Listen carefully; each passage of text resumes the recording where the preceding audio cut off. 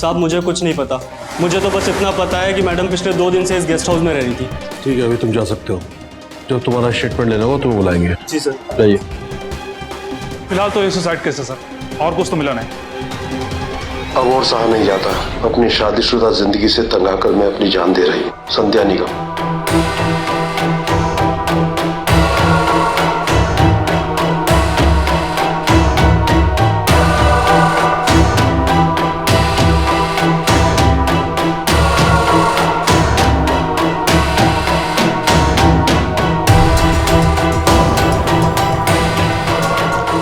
अमित, इस guest house में जितने भी लोग रहते हैं सबका स्टेटमेंट लो और इस लड़की के हस्बैंड को बुलाओ इंटरोगेशन के। ओके? जी सर। मिस्टर अनूप, आप ही हैं? जी सर। आपकी वाइफ संध्या जी ने सेक्टर 17 के गेस्ट हाउस में कुछ दिन पहले सुसाइड कर लिया है। सुसाइड? आप क्या कह रहे हैं सर? जी हाँ, उनकी डेड बॉडी के पास से हमको एक सुसाइड नोट मिला है। मेरी कुछ समझ में नहीं आ रहा सर, संध्या सुसाइड क्यों करेगी? ये नहीं हो सकता सर। इसमें लिखा है कि वो अपनी शादीशुदा जिंदगी से खुश नहीं थी। अब आप दोनों के बीच में ऐसा क्या था ये आप बेहतर जानते होंगे। ऐसा वैसा कुछ नहीं था सर हमारे बीच में, बल्कि जब मैं ऑफिस टूर से वापस आया तो संध्या घर से गायब थी। गायब थी? जी सर, मैंने खुद उसके गायब होने की कंप्लेंट लिखवाई थी। ये देखिए सर, इसमें उसके गायब होने की और घर में चोरी की कंप्लेंट लिखवाई थी। ये क्या कह रहे हैं आप? ये केस दिखने में जितना सीधा लग रहा था, दरअसल उतना ही उलझा हुआ था। नोएडा की रहने वाली 26 वर्षीय संध्या निगम ने आखिर किन हालातों में आकर इतना संगीन कदम उठा लिया? क्या उस सुसाइड नोट में लिखी बात सच थी? क्या संध्या की खुदकुशी करने की वजह वाकई में उसकी शादीशुदा जिंदगी की परेशानियां थी? अगर ऐसा था तो क्यों उसके पति अनूप कह रहे थे कि उन्होंने संध्या के लापता होने की रिपोर्ट पुलिस में दर्ज करवाई थी? कौन सच्चा था, वो सुसाइड नोट या अनूप? और ऐसी कौन सी परिस्थितियां पैदा हो गई जिन्होंने आखिरकार संध्या की जान ले ली? इस कहानी की शुरुआत हुई थी आज से 6 महीने पहले, जब अनूप संध्या से शादी करके उसे कानपुर से अपने घर नोएडा लाया था।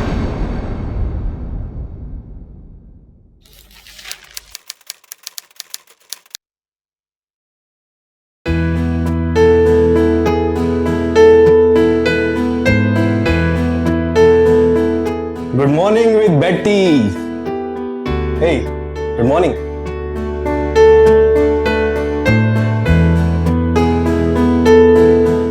क्या हुआ? सुबह सुबह ध्यान कहाँ है? ये पेस्ट्री पार्टीज, सोशल फंक्शंस बहुत मजेदार होते होंगे नहीं? मेरा बस चले तो मैं तो सारी पार्टीज में जाऊं। सेलिब्रिटीज की लाइफ बिल्कुल अलग दुनिया होती होगी, है ना? पता नहीं भैया, ये सब तो हमको, लेकिन हम जिसमें हैं उसमें बहुत खुश हैं और एंजॉय कर रहे हैं। और इसी बात पे चाय लो।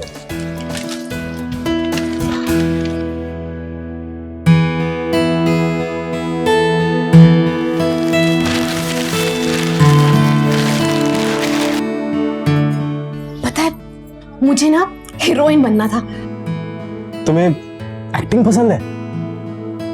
नहीं नहीं, एक्टिंग किसे करनी है?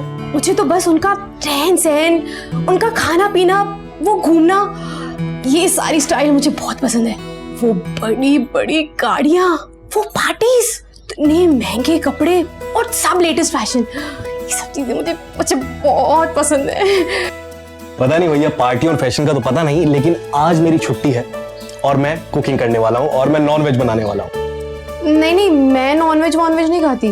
वो सब कितना ऑयली और फ्राइड होता है। मैं तो सिर्फ हेल्दी खाना खाती हूँ। मुझे खुद को मेंटेन करना है, मुझे वो दूसरी औरतों की तरह बहन जी नहीं बनना। ओके, पनीर चलेगा? हाँ, पनीर चलेगा। Get okay. वैसे हम ये क्यों नहीं करते कि हम लंच के लिए कहीं बाहर चलें? Not a bad idea. We are going outside, right? So get ready. Yeah okay.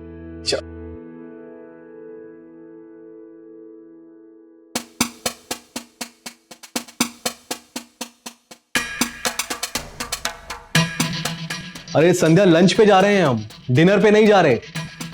कितना टाइम और लगेगा? बस आई।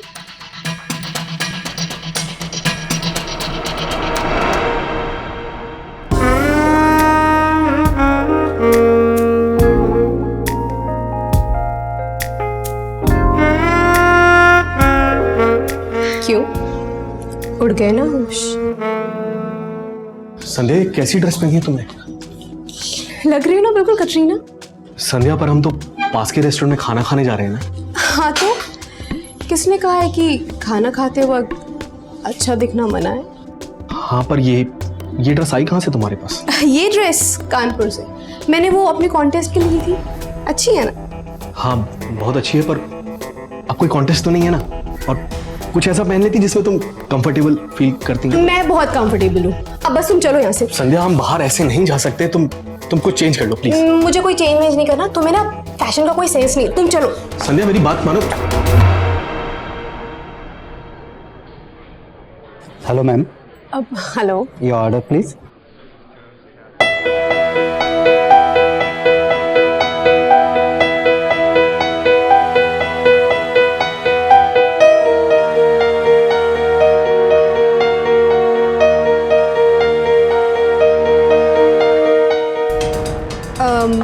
एक वेज क्रिस्पी, एक paneer baby corn mushroom.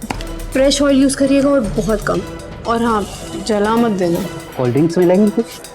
Thank you. Okay sir, आपके लिए कुछ हो? मुझे कुछ नहीं चाहिए, मैं ठीक। Thank you. क्यों? पार्सल ले लेते हैं ना, घर जाके खाएंगे आराम से। घर पर ही खाना तो तुम यहाँ क्यों करा? मैंने तुम्हें कहा था ना ये ड्रेस ठीक नहीं है।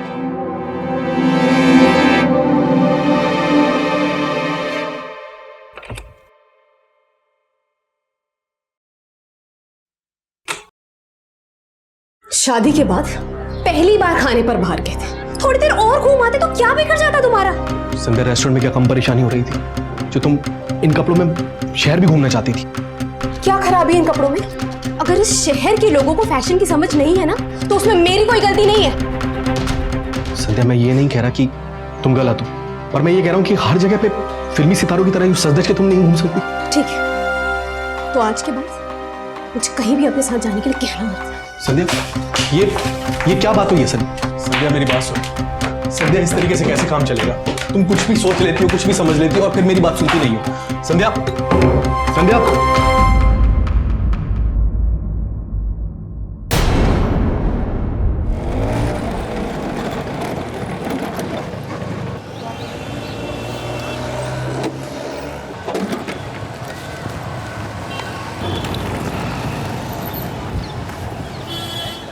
आप मेरा नंबर नोट कर लीजिए, और जो भी सर्विसेज हो ना मुझे पक्का कॉल करके बताइएगा।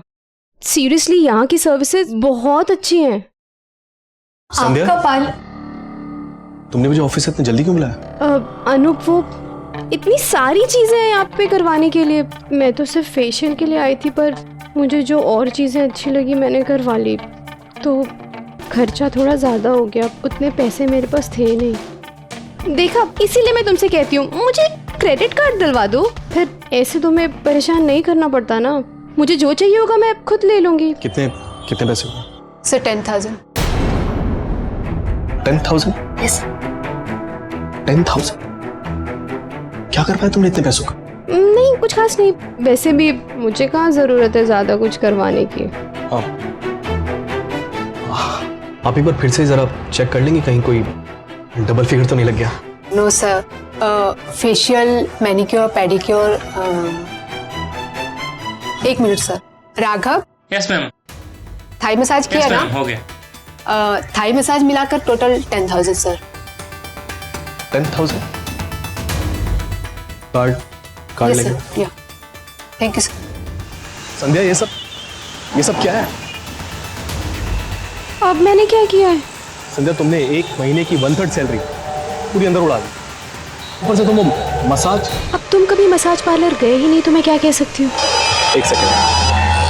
हाँ संजय, हाँ मैं आ रहा हूँ, मैं वापस आ रहा हूँ ऑफिस, आ रहा हूँ। या नहीं, वो वाइफ की थोड़ी तबीयत खराब हो गई थी। I am coming back. या तुम्हें घर छोड़ दूँ स्कूटर पर? नहीं, मैं चली जाऊंगी। तुम चली जाओगी पक्का? हाँ, वैसे भी यहाँ से मैं अपनी किटी पार्टी के लिए जा रही हूँ, तो तुमसे शाम को ही मिलूंगी। बाय।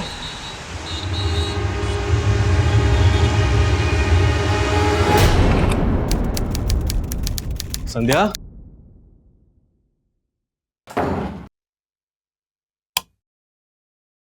संध्या, संध्या,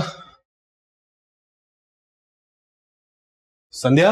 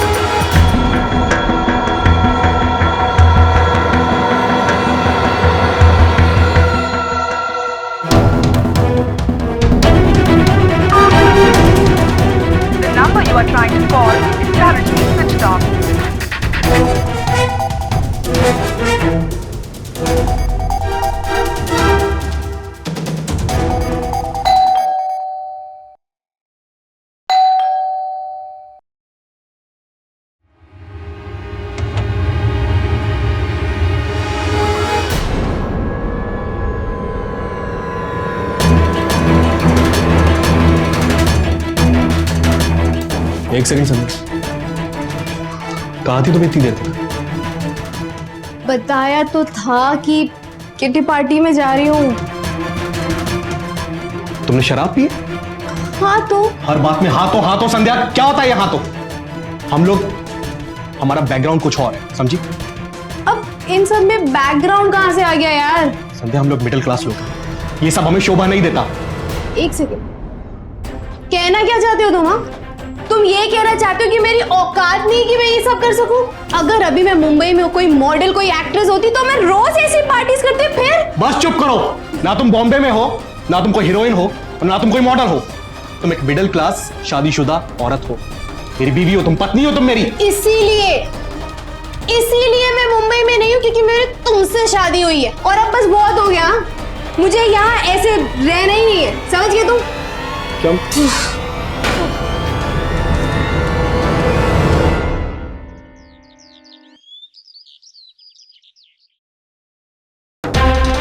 संध्या, क्या है ये सब?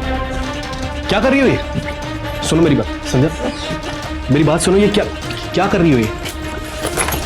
लिसन टू मी, क्या क्या क्या कर रही हो ये? अपने फ्रेंड के साथ रहने जा रही, अपने तरीके से, अपनी मर्जी से। अब मैं और तुम्हारे साथ नहीं रह सकती। फ्रेंड के साथ रहने? क्या पागल? संध्या मेरी बात सुनो। संध्या, क्या दिमाग खराब हो गया तुम्हारा? क्या पागलपन है ये? मैं क्या जवाब दूंगा तुम्हारे मम्मी पापा को? संध्या मेरी बात सुन, क्या जवाब दूंगा मैं तुम्हारे मम्मी पापा को? संध्या मेरी बात सुन।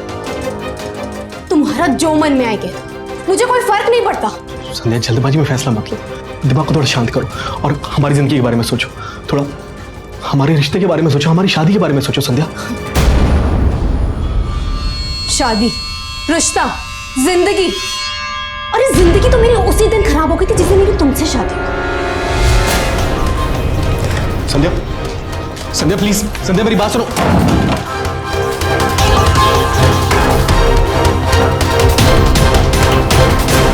संध्या फिल्मी दुनिया और फिल्मी सितारों से इस हद तक प्रभावित थी कि मानो वो सितारे उसके लिए भगवान थे और वो दुनिया उसका मंदिर। उनकी जिंदगी अपनाने के लिए, उनके तौर तरीके अपनाने के लिए, उनके शौक अपनाने के लिए संध्या कुछ भी करने को तैयार थी, कोई भी कुर्बानी देने को तैयार थी। उस दुनिया की चमक दमक में संध्या की आंखें यूं चौंधिया गई थी कि उसे और कुछ नजर नहीं आ रहा था। ये भी नहीं कि वो अपने शौक पूरे करने के लिए अनूप को कितना दुख पहुंचा रही है, अपनी शादीशुदा जिंदगी को खुद अपने हाथों से बिगाड़ रही है। उसने जल्दबाजी और जोश में ये कदम तो उठा लिया, पर संध्या इस बात से अनजान थी कि उसका ये कदम उसे किस मुसीबत की ओर ले जाने वाला है।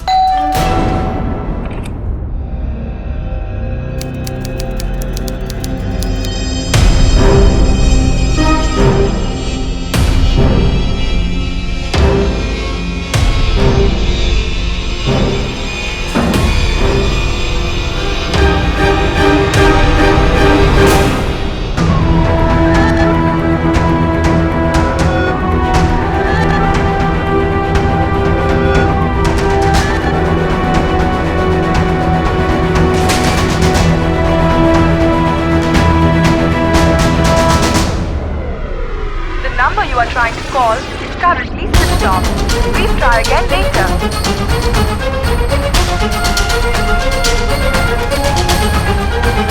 The number you are trying to call is currently switched off.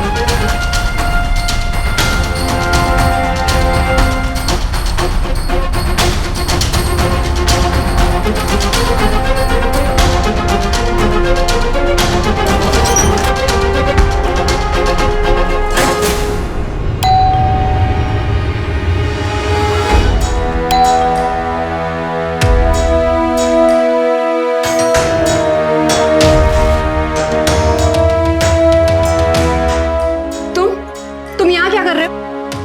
क्या ये जो तुमने मेरे साथ किया था वो क्या कम था? जो फिर डिवोर्स की नौटंकी कर दी। तुम डिवोर्स दोगी मुझे? हाँ, और नौटंकी मैंने नहीं की, तुम कर रहे थे मुझसे वो प्यार बार का ड्रामा करके। मैंने ड्रामा किया तुम्हारे साथ प्यार का? और नहीं तो क्या, रत्ती भर भी कभी मुझे समझने की कोशिश तक नहीं की तुमने। और जब मैं जानती हूँ कि तुम कभी मुझे समझोगे ही नहीं, कोई फ्यूचर ही नहीं है हमारा, तो तुम्हारे साथ रहकर करूंगी क्या? जब तुम जानती थी मेरे साथ कोई फ्यूचर नहीं है तो शादी क्यों की मुझसे? पता होता तो शादी करती ही नहीं। मुझे लगा शादी के बाद एक हस्बैंड अपनी बीवी को समझने लगता है, तुम भी समझ जाओगे, लेकिन नहीं, तुम्हें तो मेरी हर चीज से प्रॉब्लम है। तो जिन चीजों से प्रॉब्लम थी हटा देती उन चीजों को। मैं वही करती हूँ जो मेरा मन कहता है, और अब मेरा मन कह रहा है कि मैं तुम्हें डिवोर्स दे दूंगी। मैं नहीं रह सकती इस कैद में अब। ये रिश्ता कैद है तुम्हारे लिए, और जो सब तुम रात को जा जाके क्लबिंग, पार्टीज, शराब पीती हो वो क्या है? और कितनी आजादी चाहिए तुम्हें? कर दी ना तुमने वो मिडिल क्लास फैमिली वाली बात, उसी लेवल पे पले बड़े हो ना, और वहीं सड़ते रहोगे जिंदगी भर। ये हाई सोसाइटी वाली बात तुम्हारी कभी समझ में आएगी ही नहीं। You're right, पर ये तुम्हारी हाई सोसाइटी लाइफस्टाइल है ना, तो मुझे लाइफस्टाइल नहीं चाहिए। मैं अकेला खुश हूं अपनी दुनिया में। अगर ऐसा है ना तो यहाँ क्या कर रहे हो? मैंने बुलाया, गेट आउट।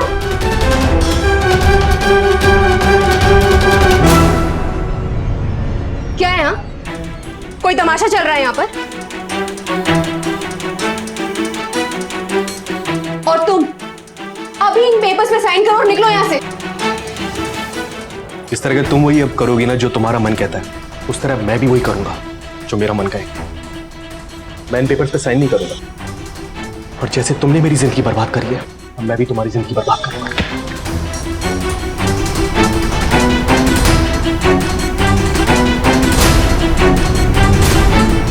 मैम, आपकी चिकन बिरयानी।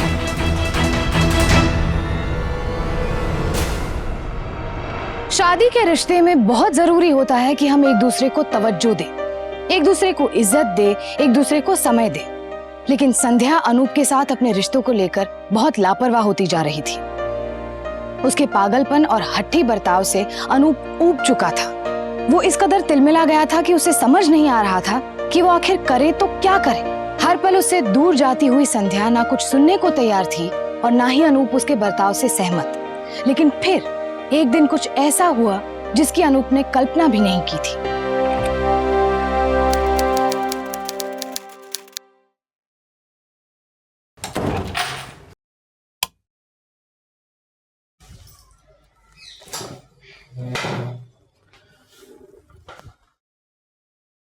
पानी पी लो।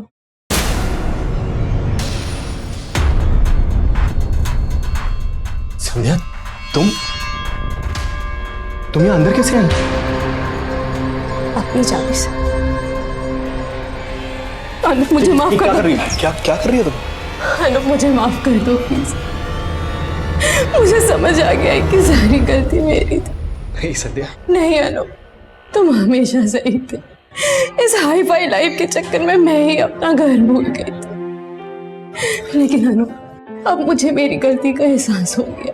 प्लीज मुझे माफ कर दो, प्लीज। मुझे एक मौका और दे दो प्लीज। संध्या, तुम्हें मौका नहीं दूंगा तो किसे दूंगा? और एक गलती तो सबको माफ होती है संध्या। अनूप को अपनी आंखों देखी पर यकीन नहीं हो रहा था। क्या ये वही संध्या थी जो अपने रहन सहन और इच्छाओं की आजादी के लिए उसे छोड़कर चली गई थी? विश्वास करना मुश्किल था कि किसी व्यक्ति में इस हद तक बदलाव आ सकता है। आखिर ऐसा क्या हुआ संध्या के साथ जो उसके बर्ताव में इतना बड़ा परिवर्तन आ गया? क्या ये परिवर्तन सच था या फिर एक दिखावा? क्या संध्या की आंखें वाकई में खुल चुकी थी या फिर उसकी नजर कहीं और थी? हाँ, आप साड़ी पहन रखी है उसके लिए। अब क्या दिन भर पैरों में पड़ी रहूं उसको? अच्छा हाँ, भेजती हूँ ना अपने पिक्चर थोड़ी देर में क्लिक करके। अच्छा अभी मैं फोन रखती हूँ।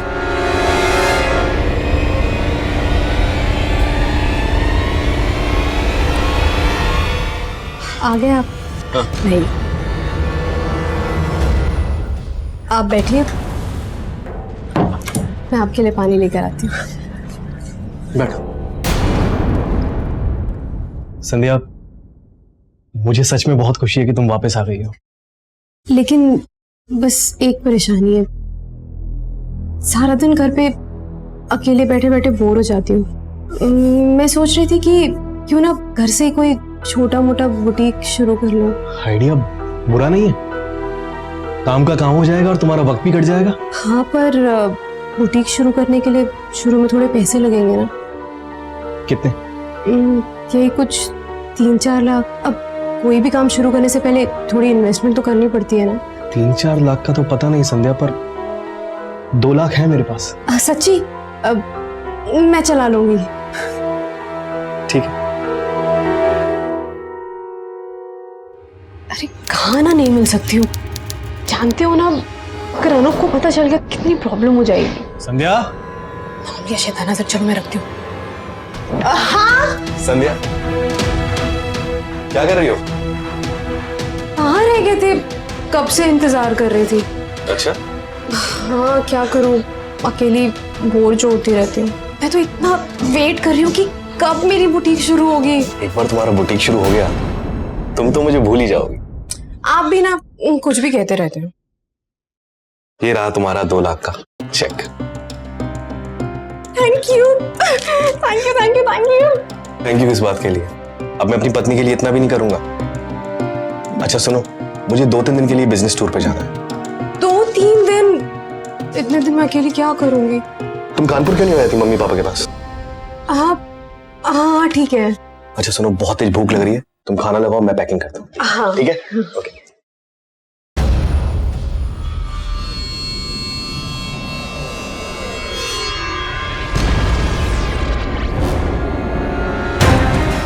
हेलो, हाँ चेक मिल गया।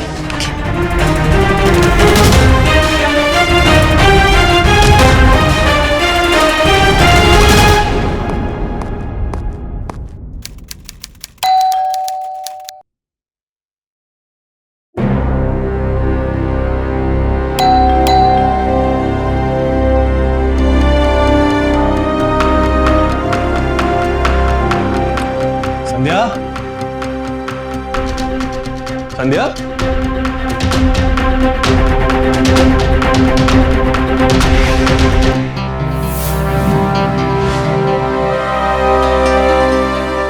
संध्या, संध्या, संध्या, अलमारी खोली क्यों छोड़ रखी? इसमें तो संध्या की सारी ज्वेलरी रखी थी। कहीं कोई चोरी तो नहीं? संध्या, संध्या ठीक होगी? संध्या, संध्या ठीक, संध्या को तो कुछ नहीं। संध्या, संध्या ठीक तो है।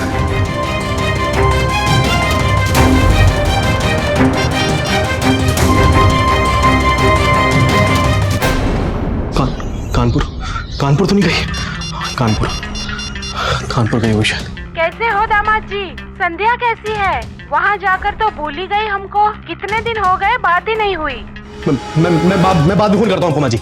हाँ, मैं बाद में करता हूँ। कानपुर क्यों नहीं गई?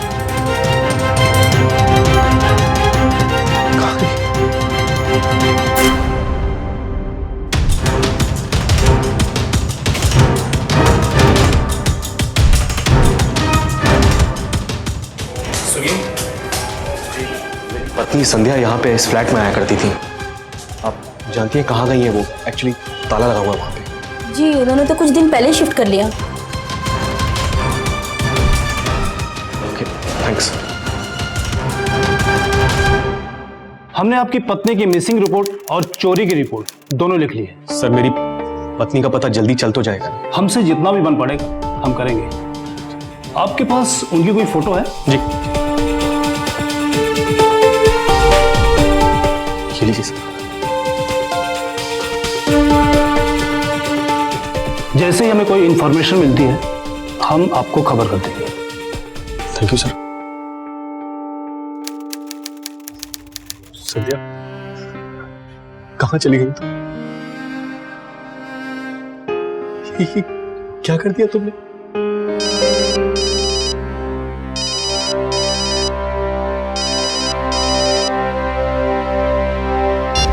हेलो। Hello mister Anoop. जी। Sorry to inform you, Noida के सेक्टर 17 में आपकी पत्नी की डेड बॉडी मिली है।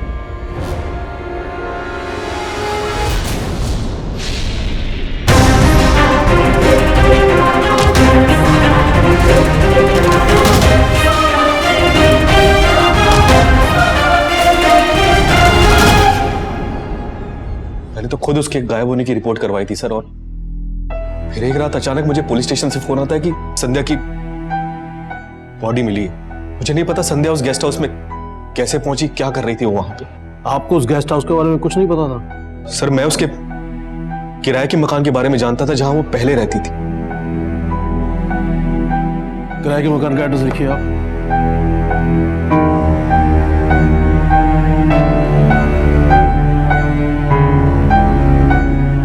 मिस्टर अनूप, अभी तो आप जा सकते हैं, लेकिन आपको दोबारा आना पड़ेगा जब हम बुलाएंगे आपको।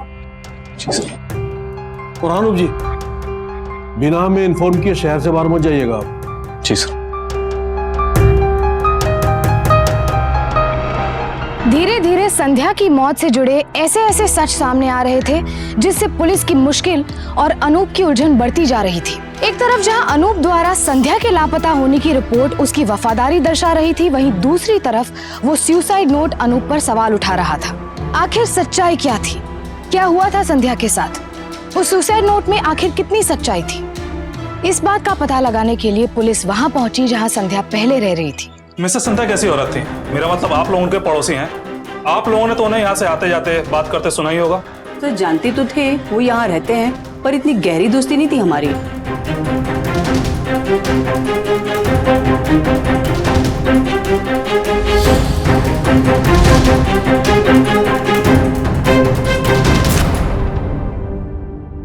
फिलहाल तो अनूप पर ही शक हो रहा है सर, लेकिन अभी ये बात यकीन के साथ कहना मुश्किल है। अमित, मेरी एक बात समझ में नहीं आई, जब संध्या ने वहां रहना छोड़ दिया था तो वहां क्या ढूंढने गई थी? और उस गेस्ट हाउस के बारे में अनूप को कुछ भी पता नहीं? सर, ये संध्या जी की पोस्टमार्टम रिपोर्ट आ गई। क्या हुआ सर? संध्या ने सुसाइड नहीं किया है। क्या? पोस्टमार्टम रिपोर्ट में लिखा हुआ है कि पहले उसका गला घोटा गया, उसके बाद गले में फंदा डालकर उसको लटका दिया गया, यानी कि मर्डर।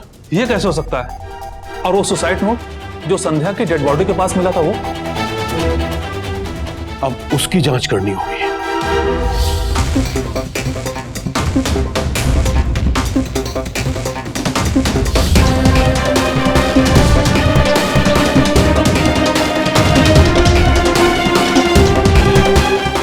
ये संध्या की हैंडराइटिंग से मैच नहीं हुआ। सर लेकिन संध्या का खून करके किसी को क्या मिलेगा? वो तो हमें पता चल ही जाएगा। ये पोस्टमार्टम रिपोर्ट है, आप चाहे तो देख लीजिए। सर लेकिन कौन मार सकता है सर संध्या को? वही जिसे आपको फंसाकर फायदा होगा, और जिसने संध्या के सुसाइड नोट में आपकी शादी को सुसाइड की वजह बताकर उसका मर्डर किया है। आपको किसी पर शक है? जी नहीं। आप किसी विक्की नाम के बंदे को जानते हैं? सर ये विक्की, मैं किसी विक्की नाम के आदमी को नहीं जानता सर। कमाल है, आप किसी विक्की को नहीं जानते। और आपकी पत्नी की मोबाइल हिस्ट्री से हमें पता चला है कि उसने किसी विक्की नाम के बंदे को काफी एसएमएस किए। सर विक्की? कौन विक्की सर? मैंने ये नाम कभी नहीं सुना। इनफैक्ट मैंने संध्या के मुंह से भी ये नाम नहीं सुना। यार अभी तो उसका फोन स्विच ऑफ आ रहा है, पता चल जाएगा। ये देखिए, ये क्या है सर? मैरिज रजिस्ट्रार की कॉपी। कमाल की बात है, आप किसी विक्की नाम के बंदे को नहीं जानते और आपकी पत्नी कोर्ट में उनके साथ मैरिज करने जा रही थी। जी हाँ, 15 दिन बाद की डेट मिली थी और आपको कुछ भी पता नहीं है। अच्छा, कभी बातों बातों में कुछ खटका हो आपको, या आपने उनके आसपास किसी को देखा हो?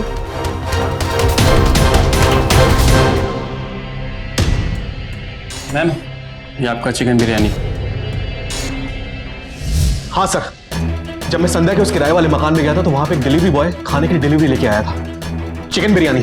तो इसमें कौन सी बड़ी बात है? सर बड़ी बात यह कि संध्या नॉनवेज नहीं खाती थी, और वो डिलीवरी बॉय भी डिलीवरी बॉय जैसा नहीं लग रहा था।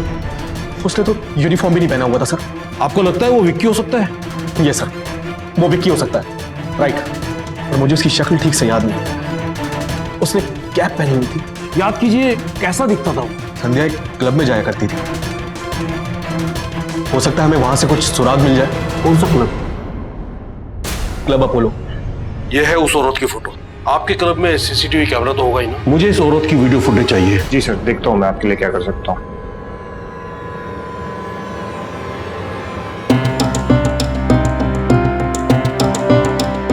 एक मिनट। क्या वो लड़का 22-24 साल की एज, ऐसे ही पड़ोसियों ने बताया था। अमित, इस लड़के की स्टिल फोटो निकलवाओ और सारे थानों में सर्कुलेट कर दो। पुलिस को जैसे ही कोई सुराग मिला, वो विक्की की तलाश में चारों तरफ फैल गए।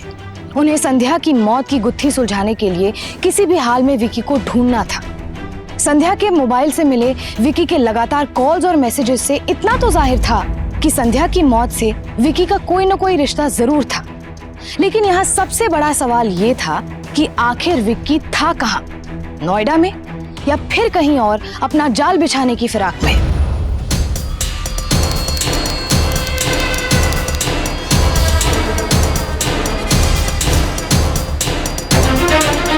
मैम, आपकी चिकन बिरयानी।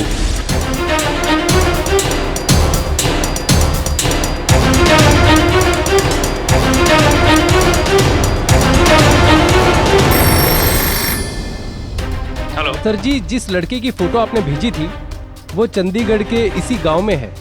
ठीक है, उस पर नजर रखो, और हाँ, उसे जरा भी शक ना हो। Okay sir. शर्मा, हमें फौरन चंडीगढ़ के लिए निकलना पड़ेगा।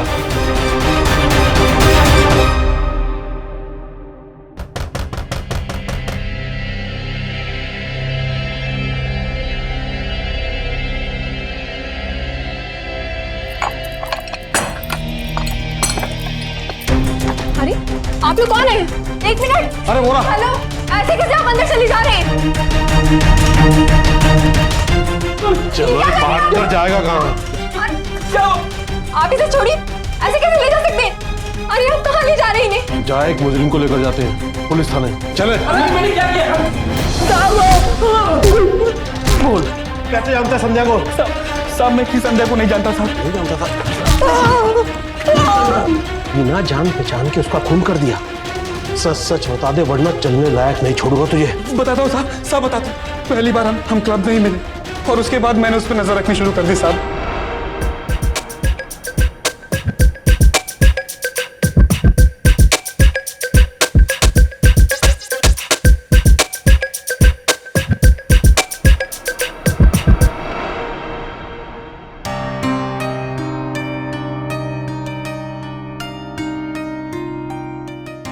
फोन इसकी।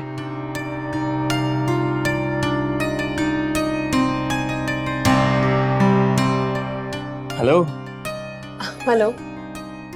आप एक्ट्रेस हैं? No no, I am not. नहीं, आप लगती तो एक्ट्रेस ही है। By the way, Vicky. What? Vicky. Oh, Sandhya. साहब, उसके बाद हम अक्सर क्लब में मिलने लगे, नंबर एक्सचेंज किया और फिर बातें करने लगे।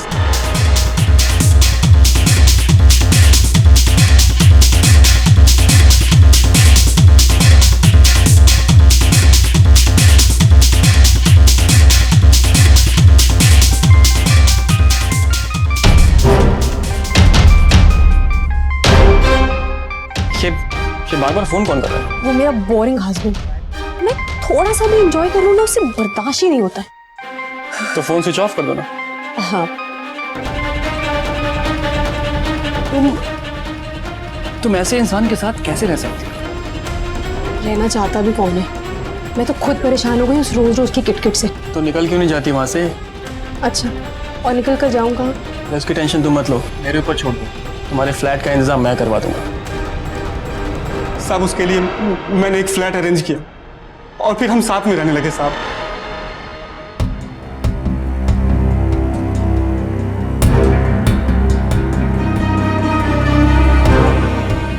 शादी कब कर रही? शादी? हाँ, शादी करके हम मुंबई चले जाएंगे। मैं अपना काम करूंगा और तुम मॉडलिंग और एक्टिंग, जो तुम्हें हमेशा से करनी थी। सच? पर ये तो अभी होगा ना जब वो अनूप मुझे डिवोर्स देगा। अरे तो इसमें क्या हो गया, डिवोर्स पेपर फाइल करके भेज देना अपने पति को। मैं इन पेपर्स पे साइन नहीं करूँ, और जैसे तुमने मेरी जिंदगी बर्बाद करी है, अब मैं भी तुम्हारी जिंदगी बर्बाद करूंगा। साहब अनूप डिवोर्स पेपर पर साइन करने को रेडी नहीं था और उसी की वजह से सारी चीजें अटक रही थी, और ऐसे में संध्या को कुछ भी नहीं मिलने वाला था साहब, इसलिए मैंने अपना प्लान चेंज कर दिया। और तुम्हारा कैश जो तुमने मेरे अकाउंट में ट्रांसफर करवाया है, उसको मिलाकर होते हैं ये 5 लाख। लेकिन 5 लाख में मुंबई में रहना सोच भी नहीं सकते। क्यों, इतना महंगा है सब कुछ वहां पर? हाँ है तो, और ऊपर से तुम्हारे पोर्टफोलियो का भी तो पैसा लगेगा। क्यों, वो हम थोड़े वक्त बात नहीं करा सकते? अरे नहीं, मैंने फोटोग्राफर से ऑलरेडी बात कर ली है, और अगर अभी शूट नहीं करवाए तो 6 महीने के बाद ही डेट्स मिलेंगे। अरे तुम्हें तो पता ही है ना, कैटरीना, करीना, सबके पोर्टफोलियो उसी ने किए हैं। अरे सांस लेने की फुर्सत नहीं है उसके पास। लेकिन इतनी जल्दी पैसे कहाँ से आएंगे? कुछ तो करना पड़ेगा। और अगर हम मुंबई नहीं जा पाए तो? अरे अगर ऐसा हुआ तो तुम्हारा मॉडलिंग, एक्टिंग सब करियर खत्म हो जाएगा।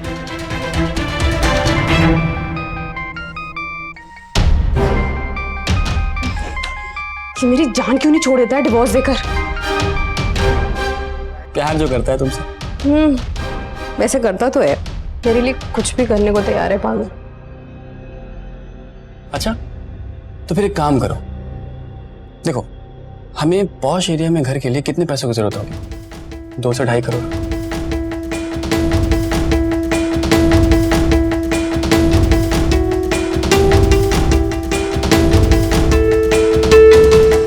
ठीक है, तो मैं कल ही अनूप के पास वापस चली जाती हूँ।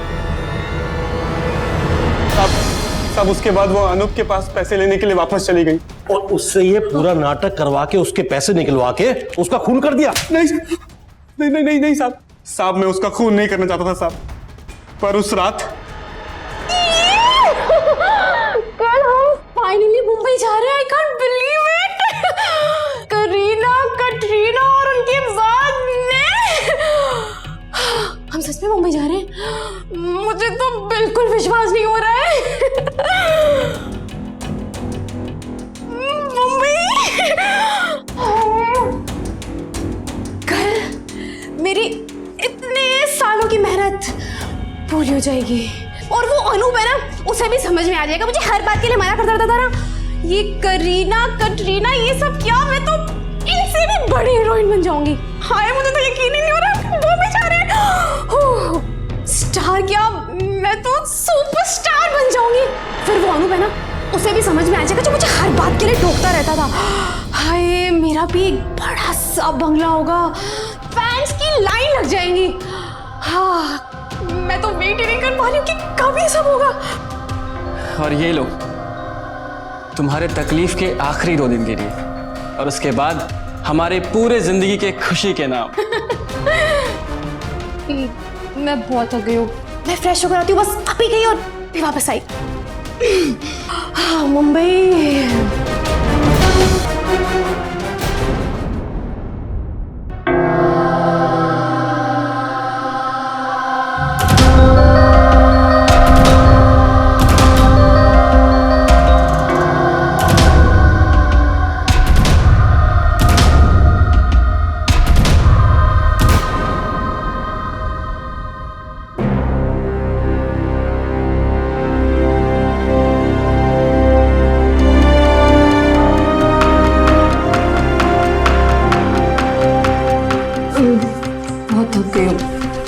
जा रही हूँ। अरे इतनी जल्दी सोने जा रही हो? हाँ बहुत नींद आ रही है। Okay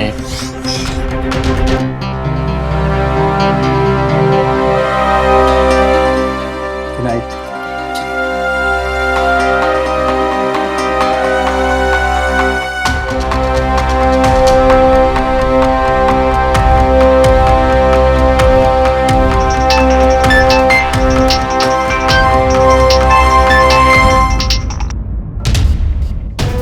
hello.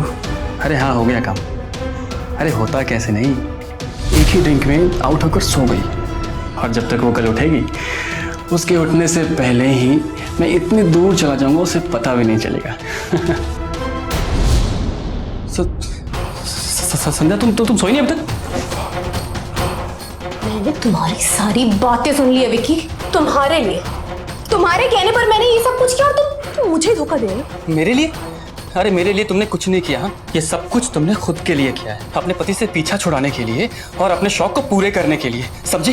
बकवास बंद करो। मैं आप ही पुलिस को फोन करके सब कुछ बताती हूँ। तुम मेरे सपनों पे पानी नहीं फेर सकती। और मुझे क्या सिखा रही हो? हाँ, मुझे क्या सिखा रही हो तुम? तुमने तो बड़ी वफादारी दिखाई अपने पति के साथ ना, जो मुझसे उम्मीद करती हो तुम। अरे भूल गई कि तुमने अपने पति के साथ क्या किया था? हाँ बोलो ना, तुम मुझे सिखाओगी? मुझे सिखाओगी तुम?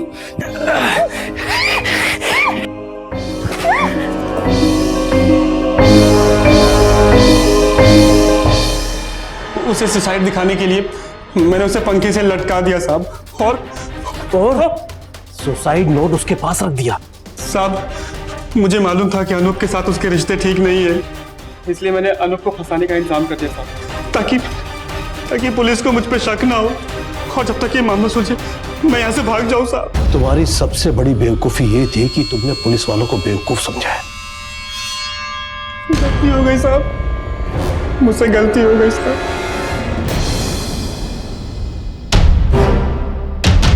शुक्रिया तो हमें कहना चाहिए अनूप जी, इस केस को सुलझाने में आपने हमारी बहुत मदद की है। ना जाने ये चोर और कितने घरों को लूट चुका है। सर, मैं जो कुछ भी कर रहा था वो अपनी पत्नी संध्या के लिए कर रहा था। लेकिन आपके साथ जो कुछ भी हुआ उसका हमें अफसोस है। लेकिन मुझे खुशी है सर, संध्या मेरे साथ चाहे जैसी भी थी, लेकिन मैं उसको इंसाफ दिलाने में कामयाब रहा। जैसा कि अनूप ने कहा, संध्या चाहे जैसी भी थी, लेकिन उसकी फितरत एक मुजरिम जैसी नहीं थी। अगर उससे कहीं गलती हुई तो वो ये कि फिल्मी दुनिया और हाई सोसाइटी लाइफस्टाइल की होड़ में उसने उन्हीं लोगों का हाथ छोड़ दिया जिन्हें उसकी फिक्र थी। खोखली चीजों की दूर से दिखने वाली चमक दमक का पीछा करते हुए वो अपने सबसे करीबी लोगों से इतनी दूर हो गई कि उसने सब कुछ कुर्बान कर दिया और आखिरकार अपनी जान भी गंवा दी। अनूप ने अपनी पत्नी की हत्या का केस सॉल्व करके न सिर्फ संध्या को इंसाफ दिलाया, बल्कि विक्की जैसे अपराधी को पकड़वाकर न जाने कितनी और भोली भाली लड़कियों को भटकने और बर्बाद होने से बचा लिया। खुद पर तमाम उंगलियां उठने दी, पर सच और हिम्मत का साथ नहीं छोड़ा और आखिरकार जीत उन्हीं की हुई। लेकिन अफसोस कि उनके नुकसान की भरपाई नहीं हो सकती। उन्होंने जो खोया वो तो वापस नहीं आ सकता। लेकिन हम इस बात से ये सबक सीख सकते हैं कि हम सूझबूझ से काम लें और जिंदगी में क्या फितूरी और क्या जरूरी है ये समझे, ताकि विक्की जैसे अपराधी किसी का फायदा ना उठा सके। फिर होगी आपसे मुलाकात जुर्म से जंग की सच्ची घटना के साथ। तब तक सावधान इंडिया, इंडिया फाइट्स बैक। तो सावधान।